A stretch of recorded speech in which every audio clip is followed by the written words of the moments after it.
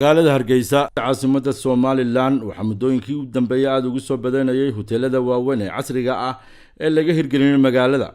kuwaas oo midbaacan yahay hoteelkan waa mid ka duwan kuwaas oo dhan isla markaana aan noociisan oo kale laga hirgelin magaalada marka aad hore u gasho gudaha dayrka waxaad markiiba indhaha ku qabanayaan diyaarad weyn oo fadhida oo gudaheeda iyo hoosteedaba loo diyaariyay in wax lagu cabo waxna lagu cuno hore waxaanu naqaanay diyaarad hawada duusha oo rakaabka qaada balse tani way ka duwan tahay oo waa diyaarad fadhida oo aan duulayn hase yeeshee dusheeda aad ku dalbanayso wixii aad rabto hoteelkani waxa uu ku yaalaa duleedka magaalada Hargeysa gaar ahaan dhinaca masallaha xilli aanu booqanay hoteelkaasi waxa aanu ku aragnay oo kula kulanay bulsho kala duwan oo isugu jirta daljoog qurba joog iyo ajaanaba kuwaas oo ka kala yimi meelo kala duwan mulkiilaha hoteelka Khadar Xasan oo ah nin qurba joog ah ayaa xogureysi kooban oo uu siiyay Saaf TV waxaan ugu horreyn ku weydiinay galabkayga waxa taagan Khadar Xasan oo ah mulkiilaha isagu hindisay inuu diyaaradan ka dhigo hotel dad badan ajaayib ku noqotay Khadar ku soo dhaw Saaf TV. Thank you very much waan ku dhawahay Kiisa Axmed Digaale oo aan taageero ahaa chance bay noqotay iyo TV-ga aan waligii taageeray inay halkan igu soo booqdaan aadna waan ugu faraxsanahay Khadar bal waxaad warbixin noogu siisaa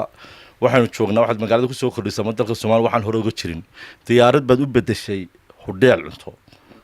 goob wax laga cabo goob lagu nasto bal goorma kugu dhalatay goorma hindistay goormaad bilowday halkan waxaan hindisay anigoo in wadanka Ingiriiska jooga markaan arkay maraakiib wax laga cunayo oo aan muxuu ahaayay laga xiisa goynin aan arkay anigoo markii horena travel agency ka ahaa London diyaaradana u goyn jiray kadib markay fariistaan in muddo waxaan ka fikirayay sideed uga dhaadhicisaa qofkii lahaa eed u qaadan lahayd ee safety ay u noqonaysaa sideed shaqaabuur dadkaaga ugu samaysaa sideed dadka qurbaha jooga siday wadankooda ugu soo noqon lahaayeen ee wax wadankii laga qabsan karo uu safe yahay aad u tusi kartaa marka muddo 2 sano ay ugu qaadatay taasi markii aad diyaaradan dhisaysay aad dowladda hodheel u bedesho ee aad bilowday 2 sano ka hor Soomaaliland ku cusbay dadku sidoo arrimahan kula yaabeen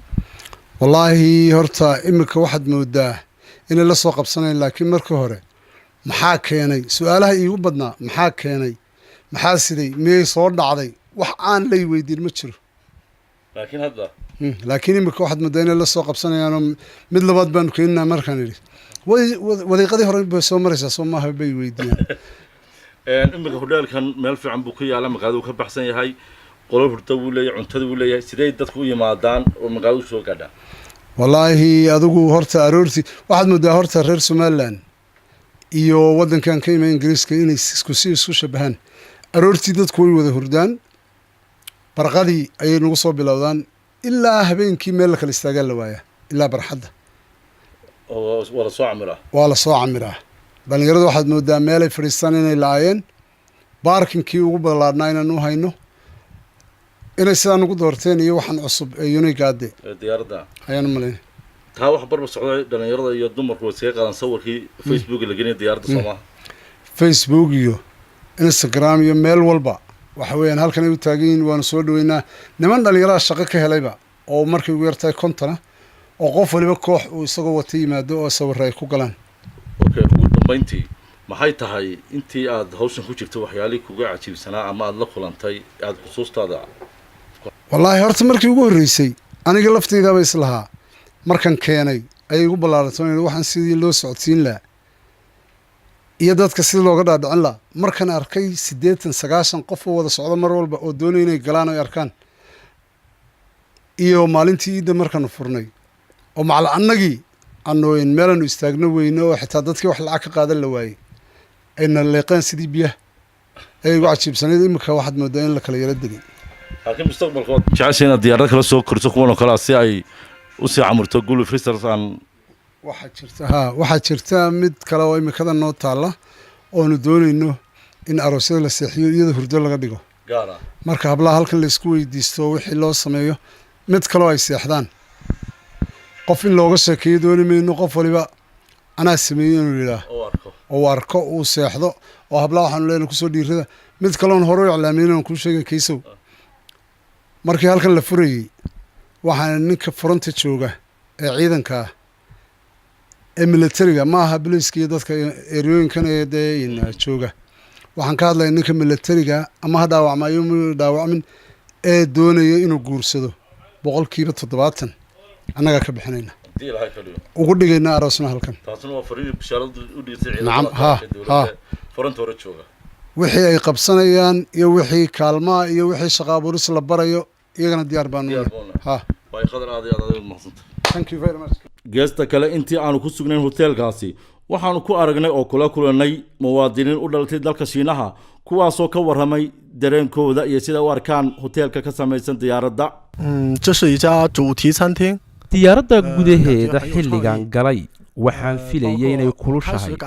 laakiin eesiga iyo qabowga raaxada badan leh ee ku hoos jira ayaa sababay inaannu wakhti badan ku dhex raaxaysanno aad ayaannu ugu mahadnaqaynaa mulkiilaha hoteelkan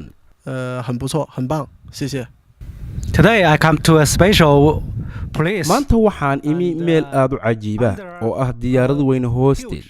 taasi oo lagu sameeyey waddanka ruushka ka hor laakiin iminka halkan waxay u tahay hoteel oo kale maan arag hundheel noocan oo kale ah waana markii ugu horraysay ee aan arko hoteel ka samaysan diyaarad taasi oo qurux iyo soo jiidasho leh aad bay u wanaagsan yihiin in badan ayaan ka helay igra waxay ka mid ahay haweenkii aan kula kulnay halkaasi ee ku sugnaa hoteelka waxaana weydiinay dareenkeeda ku aadan hoteelkan ka samaysan diyaaradda iyo arrimaha xiisaha geliyay ee soo jiitay indhaheeda anigu hoteelkan maalin kasta waan joogaa customerka meesha joogaan ka mid ahay ilaa iyo nimaadana ma qadeeyo mana quraacdo mana casheeyo aad bay shaqaalihiisa noo raali geliyaan aad buu qurux badan yahay miisikadiisa xafladaha wax kastaba والله يا دو قرح بدين هوديل الله ميدا ما نارك تن هوديل مري هوديل كان ديارة ده إلا مالك إلا فري إلا مالك ما أنت وين تاجنا هاي ميرد بنا يستعمل قديم مقرع ده لا يعني ما عدا أنت دي سوي مرتك استمر كي سوي مري وانكو فرح سنة هاي لهنا وبركيان لا يعني كايست حنود رياني كسود وهذان هاي هوديل كود أركان عندها كصايقان ده الله صعدان هوديل كديارة ده هوديل كيجوري سومالي لان كشيد ما هوديل كان وحنو إمي من دابو يا هوديل كيجوري يلا كفروق ده أفريقيا بقى maalintii horeysay la furay hoteelka waxaan moodinay hoteeladii hore ee Soomaaliland laga furi jiray oo kale markii la furay diyaarad baanu aragnay hoteela maalintii oo dhan saacad ayaanu ku eegaynay sawirkiiska qaadaynay ilaa maalintaan biyo balanka maanta waanu ka qadaynaa waanu nimaadnaa aad iyo aad buu la raali gelinay dadweynahana waxaan leeyahay markasta hoteelka cusub nala soo arka soo eega hoteelkana wuxuu ku yaalaa duleedka Hargeysa gaar ahaan masallaha galbeed hoteelkan diyaaradda oo mid soo jiitay indhaha bulshada ayaa toddobaadkiiba laba haween lagu qabtaa caweysyo ay ka soo qayb galaan bulsho kala duwan oo ka yimi meelo kala duwan kuwaasoo koox fanaaniin ahi ay halkaasi ugu tumaan heeso ay ku madadaalinayaan bulshada goobta